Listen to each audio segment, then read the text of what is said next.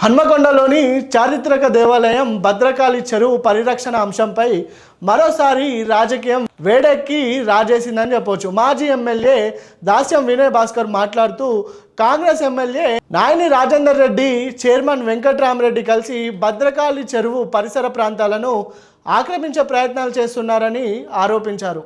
హైదరాబాద్లోని హెచ్యు భూముల వివాదం తెరలోకి రాగానే భద్రకాళి చెరువులపై కూడా కన్నేశారని ఆయన విమర్శించారు.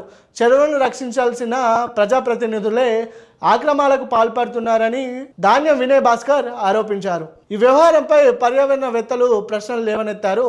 వీటికి సమాధానం చెప్పకుండా వీడియోలు ఎడిట్ చేశావని కాంగ్రెస్ ఎమ్మెల్యే నాయని రాజేందర్ చెప్తున్నారని దాస్యం విజయ్ భాస్కర్ అన్నారు. నిజంగా అలాంటి అక్రమాలు జరగకపోతే పూర్తి వివరాలని ప్రజలకు వెల్లడించాలని, అవసరమైతే స్వతంత్ర విచారణకు ఆదేశించాలని ఆయన డిమాండ్ చేశారు. భద్రకాళి చెరువు వరంగల్ నగరానికి ఎంతో కీలకమైంది. జనవనరులను మాత్రమే కాకుండా చారిత్రాత్మక పర్యాటక ప్రాధాన్యం కలిగిన ప్రాంతం కూడా.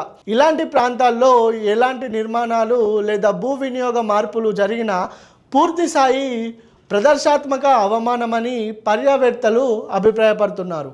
అయితే ఈ ఆరోపణలపై కాంగ్రెస్ నేతల నుంచి అధికార విచారణ రావాల్సి ఉంది. ప్రస్తుతానికి ఈ అంశంపై రాజకీయ వర్గాల్లో చర్చకు దారితీసిందని చెప్పవచ్చు.